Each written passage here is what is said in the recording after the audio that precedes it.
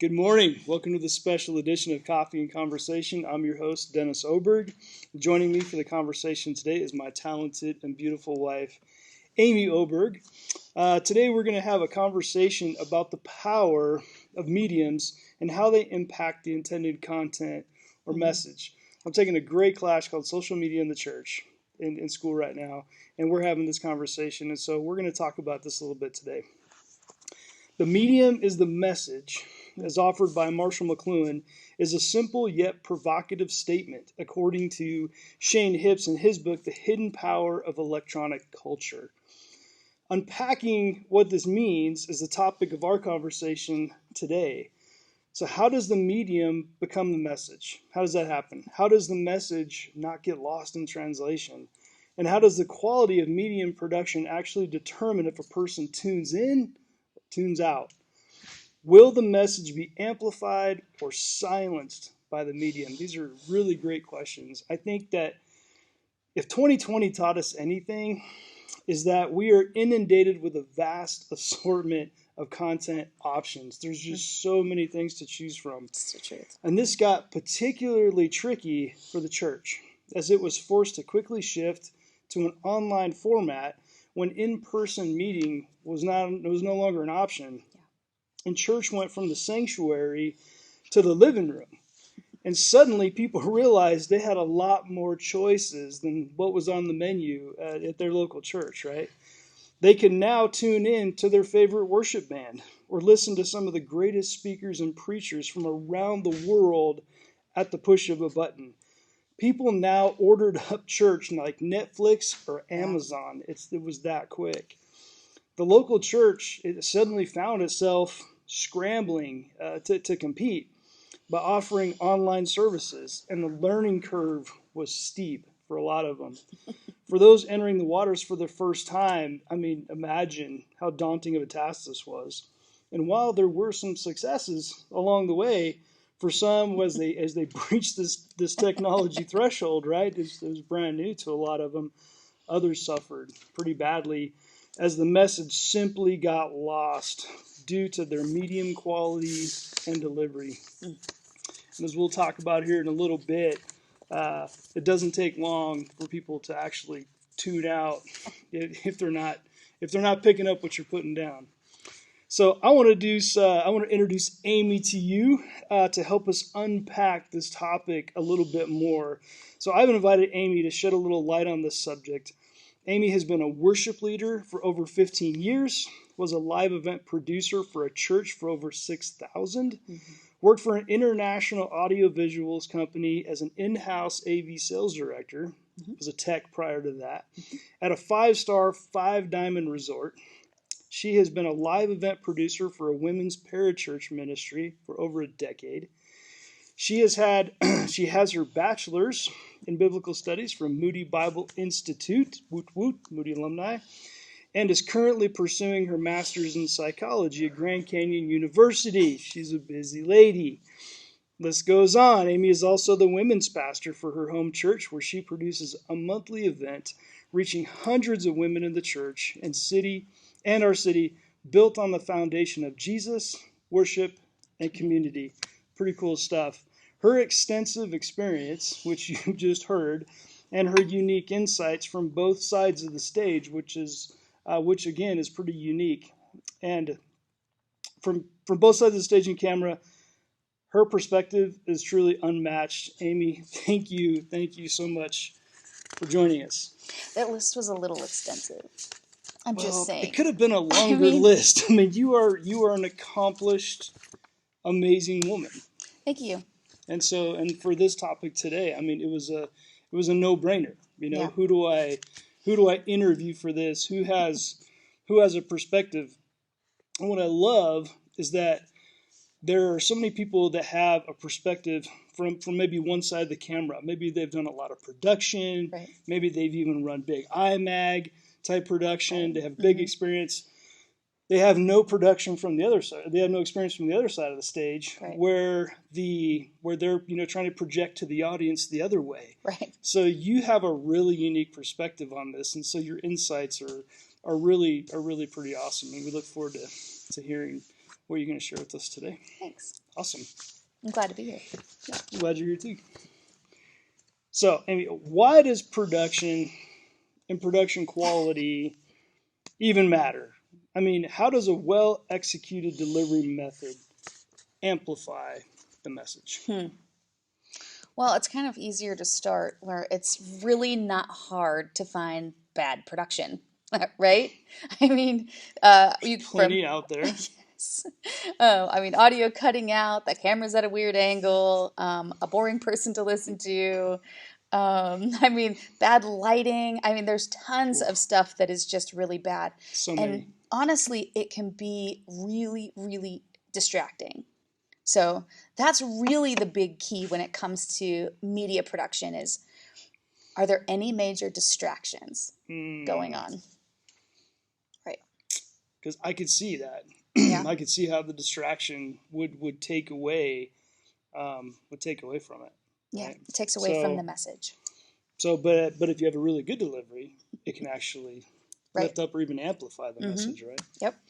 Okay, so let's look at the other side. So, what happens when the production quality is low, and what impact does this have on the viewer and the message, and how, with all that happening, how does it actually silence the message? The message never even gets across because you missed it. Right.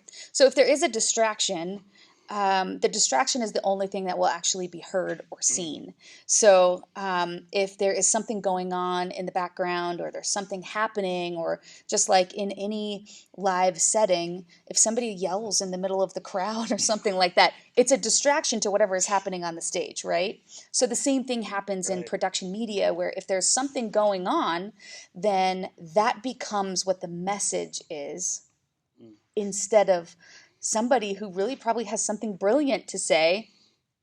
No one's hearing that anymore because they're only hearing the distraction. Oh, Yeah, it's a bummer, for sure. so as a worship leader, that could be unauthorized tambourine. Yes. Worship leader nightmare number one, unauthorized Unauthorized tambourine. tambourine, right? Yes, absolutely. You know, and as someone, you know, and from teaching from the stage and from preaching too, I can say that, man, there are sometimes those distractions that come out there, like that guy that will not turn his cell phone off, or Right. people who actually will take the phone call right in the middle of the service. Hello? I mean, Hello? hi, how you doing? Oh, What's hey, going on? I'm Hey, actually in church. Now, if that went on the whole time, no matter what I said, no matter what Yeah. I had to say, man, Yep. it would be totally lost. Yep. It would never happen. And the same thing with that tambourine. The whole time, man, people would be So like annoying. 6 and 8, 3 and 4. I'm lost. I don't get Oh. it. I don't know where to go. All right, It hurts my heart a little bit. Just a little bit, Hurts just a my little heart. bit. Yeah. sorry, a little Yeah. trauma. A little added trauma. to If I the- start twitching, you know why little now. trauma Okay. added to the experience. All right, so what elements make for a good live event? What are the viewers actually looking for, and how is this translated to an audio or video recording? So how do we do a good live event that will also later translate well onto an audio or video recording? Because we've all been there, right? Like in person, killed it. That was awesome. Everybody felt the spirit moving. That was an incredible experience. And then you flip it on YouTube and you're like, that's a train wreck. That didn't work at all, you know, only to find out that the audio click didn't go on, or Yeah. there was a fuzzy buzz, whatever, right? Yeah. So one of the mottos I live by in production is production really needs to be invisible. Now, and what I mean by that is good production is never really even noticed. If you whether you're watching something or whether you're live in a room, if you actually notice the production that's in the room, then it's not really that natural. But if you have good production, then all of a sudden it's invisible and people can just sit, enjoy the message, and it feels really natural to the person who has no idea there's production until the wrong lyrics are up or until there's something else going on and all of a sudden they're like, oh my gosh, there is production. So good production is invisible and good production feels really natural to the viewer. That's awesome. Which kind of leads into the next question a little bit. I've heard you said that the best production isn't seen at all. Correct. And explain what you mean. So maybe take this maybe one step farther. Like I said, you kind of alluded to it a little bit, but Explain what you mean by the best compliment a producer can ever receive is when people don't notice the production. Right. So, listen, any person who doesn't have any production experience can walk into a room, whether it's live or whether it's on camera, and everything is going totally fine until something goes wrong, right? Then everybody It's all good until then it's all bad. then everybody looks at the sound booth. They're like, "What's going on? Right. What did you screw up?" Okay, so for example, if you're Oh, the poor sound guy. I know. So if you're sitting in church or in a live event somewhere, and you're singing, if the lyrics are incorrect, the whole room has to stop and try and figure out what the words are, Yeah. right? But if the words are up there, it feels really natural. And if the flow is natural, if they're going in time with the rhythm of the Right. song, all of a sudden Right. it feels so natural. People can look up, read, sing. Look up, read, sing. There's like this rhythm of being naturally oriented to what's going on in the And room. there's a connection. Yeah, and you don't miss that sort of engagement. And so, for example, one of the other things that moving backgrounds are a really big problem, Right. right? Look cool. Yeah, they look cool in big settings where they're not too distracting, but on smaller screens, you have all these moving backgrounds, and then you have scrolling lyrics this way, and it's like, what am I supposed to be paying attention to?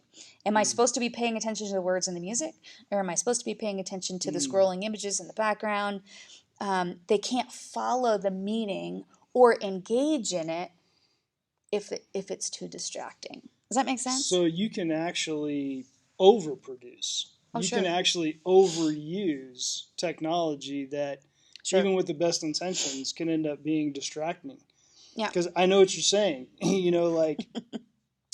Like some moving backgrounds, they're really cool. Sure. They look amazing. They're visually very pleasing to the eye, and there's Yeah. something happening in the room. And When no one's in the room. when no, They're really cool when nobody's but in to the your room. point, when you have this moving background, especially during worship, you're trying to engage. You're trying to engage in a time of worship. You're trying to connect. You're trying to have this connection with God and the Holy Spirit moving and everything, and trying to receive everything you have. And there's all this stuff moving around on the background. Yeah. And like you said, you're trying to read the words, listen to music, lift your hands, hold the TV, whatever all those amazing things are you're trying to do. But if it's but it can be distracting. Yeah. I noticed a key difference when we went from using a lot of very dramatic moving backgrounds to taking them away. Man, what a difference that actually was. Yeah. It seemed like it was a stripped down, but taking that away to me actually made the experience better. Allowed you to engage something with God. Right. Which is the message, right? If worship is supposed to be a conversation that you're having with God, not with the stage or not with the lyrics on the screens, all of a sudden you can enter in because you don't have anything else distracting your brain, and then it feels natural. So I'm actually getting to engage with God in that time, not with the media. Right. Yeah. So in that case, yes. If the medium could be the message, yeah. But when we take that stuff away, God is again the message and receiving. What you mean that time of worship is. And pretty backgrounds become the message.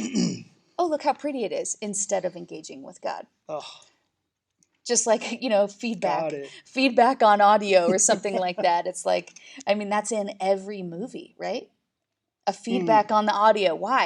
Because it's so distracting. You're trying to say something important in your life, and it's like, and all of a sudden it's like, that is the message. The message is bad audio. Oh. Just like that. Yeah, we've all heard how annoying is that? Poor guy plugging the guitar, makes terrible, horrible noises. Amy, this has been great. Man, what amazing insight here. I told you would not be disappointed. I knew we wouldn't be in what you're bringing to the table. So any last nuggets of wisdom here as we wrap up? What can you offer all of our viewers today regarding the use of digital media and how to deliver their content so that the message, their message isn't the media. It's actually their message. Right. How do we do that? Well, I think that a production team is really, really valuable. An audio engineer, lighting engineer, and some good camera people. Those people are work. But it doesn't have to be amazing. It doesn't have to be perfect. It just needs to be good. It needs to be healthy. And that is where you can actually land in good production. Natural, invisible, and do what you can do. That's so good. Not what's actually available out there. Do what you're capable of doing. Do what you're capable of doing. Right? Yeah. And do it well. And do it well. Because I've heard you say anything worth doing is worth doing with excellence, right? Yeah, and we should. I believe that too. Yeah, we should. Amy, thank you so much for joining and sharing your expertise, your Yeah. insights on this really pretty intriguing topic.